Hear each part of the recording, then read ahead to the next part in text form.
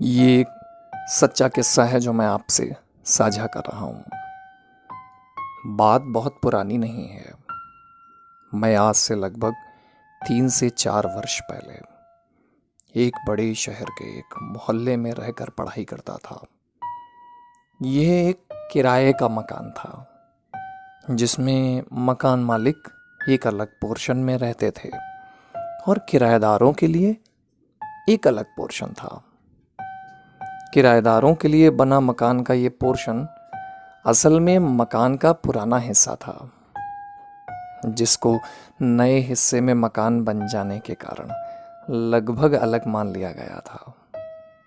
मकान मालिक के ही एक रिश्तेदार ने मुझे बताया था कि पहले मकान मालिक, जिनका नाम प्रदीप मिश्र था, उस मकान के पुराने हिस्से को बेच देने की फिराक में थे, लेकिन कई लोगों के समझाने पर वे इसे किराए पर उठाने को राजी हो गए।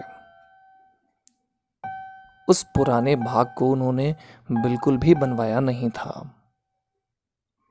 आसपास वालों से सुना था कि एक बार प्रदीप मिश्र जी ने इसे बनवाने के लिए प्रयास किया था और मिस्त्री मजदूर वगैरह बुलाए थे, लेकिन फिर अगले ही दिन उन्होंने काम रोकने की बात कह के सबको वापस भेज दिया। कोई नहीं जानता था कि काम क्यों नहीं शुरू हुआ। तब से लेकर आज तक ये हिस्सा ऐसे ही पड़ा रहा। कुछ लोगों के बताने पर उन्हीं 3 कमरों में से एक कमरे में मैंने रहने का फैसला किया। प्रदीप जी से बात हुई, मैंने अपना सारा सामान शिफ्ट कर लिया। कुछ दिनों बाद ही एक पति पत्नी का जोड़ा भी एक कमरा छोड़ तीसरे कमरे में किराएदार हो गया। मुझे उन लोगों से खास मतलब नहीं था। मैं कॉलेज में क्लास करता, फिर दोस्तों के साथ कोचिंग जाता। इसके बाद रूम पर वापस लौटने के पहले अक्सर थोड़ा घूम भी लेता था, फिर आकर अपना भोजन बनाकर खाता और थोड़ा पढ़ता ज़रूर था। अब इतने सब के बाद मुझे स्वाभाविक है कि थोड़ी देर अबेर हो जाती थी। कुछ दिन सब सामान्य चलता रहा। एक दिन मैं बाहर से आया तो रात का करीब 10:30 बज गया था। गर्मी का मौसम था, सो मेरे कपड़े पसीने से भीगे हुए थे। मैंने विचार किया कि नहाने के बाद खाना खाया जाए, तो खाना बनाकर रख दिया और टॉवल लेकर बाथरूम की तरफ गया। बाथरूम हमारे कमरे से थोड़ा हटकर गैलरी के किनारे सटा हुआ बना था। बाथरूम की लाइट जल रही थी।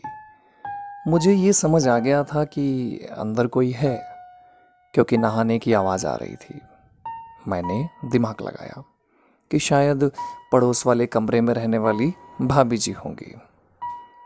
तब तक कमरे से भाई साहब और भाभी जी से बात करने की हल्की हल्की आवाज़ आने लगी।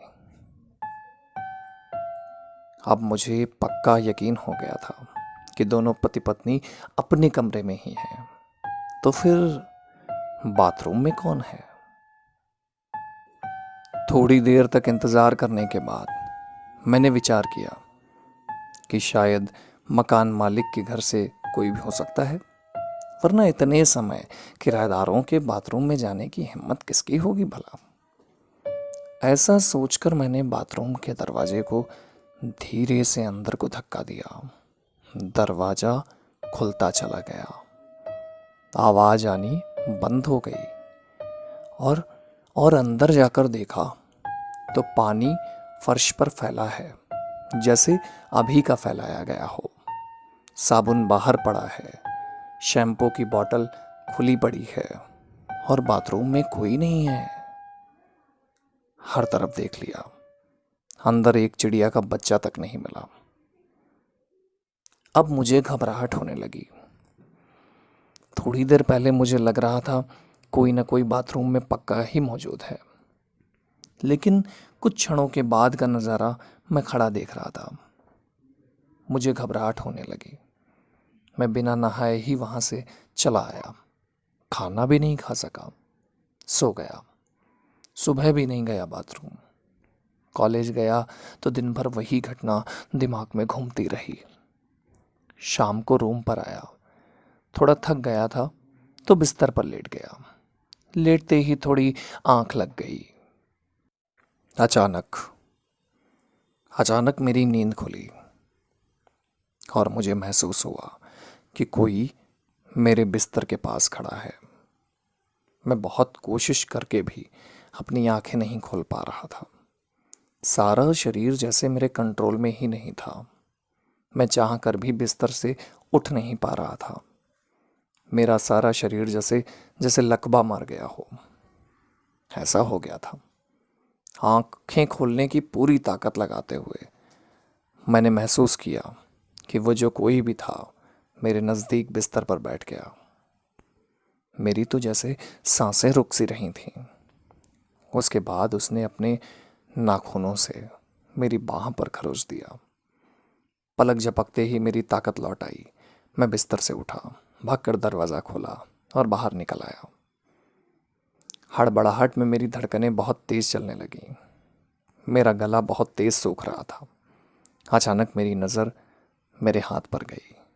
वहाँ से खून निकल रहा था, दर्द भी था, जिससे मेरी आस्तीन लगभग भीग चुके थे।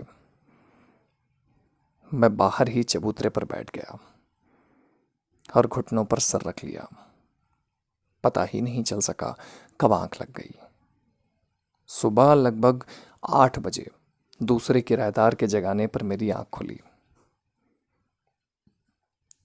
उनके साथ गया, उनके रूम में बैठा। उन्होंने चाय पिलाई। उनकी वाइफ शायद कहीं गई होंगी, हो सकता है मॉर्निंग वॉक पर गई हों। हालांकि मैंने पूछा नहीं।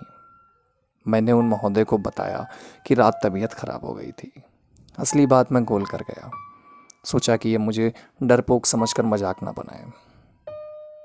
उस दिन फिर हिम्मत करके कमरे में गया। खैर, कुछ दिनों तक कोई घटना नहीं हुई। इसके बाद एक दिन मेरे किचन से लाइटर गायब हो गया।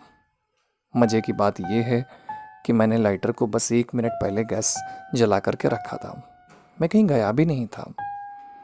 इसके बाद अक्सर कुछ ना कुछ गायब होने लगा। मैं जब बेहद परेशान हो गया तो मैंने बाहर दूसरे वाले किराएदार को अपने रूम पर बुलाया। उनका नाम सोमेंद्र सिंह था। मैंने उन्हें चाय पिलाई और उनका और उनकी पत्नी का औपचारिक हालचाल पूछा। उनका जवाब सुनते ही मुझे मेरे सारे अनसुलझे सवालों के जवाब मिल गए। सोमेंद्र जी ने चाय का एक घूंट पिया और बोले, मेरा तो फिलहाल ठीक है, लेकिन मेरी पत्नी के बारे में शायद आपको पता नहीं है। उनकी डेथ आज से लगभग 1.5 साल पहले एक कार एक्सीडेंट में हो गई थी। मेरा दिमाग सन्न रह गया। मेरे हाथ से चाय का कप छूटते छूटते बचा। उनके जाते ही मैंने अपना सारा सामान पैक किया और उसी दिन शाम को सारा हिसाब करके वह रूम छोड़ दिया, हमेशा के लिए।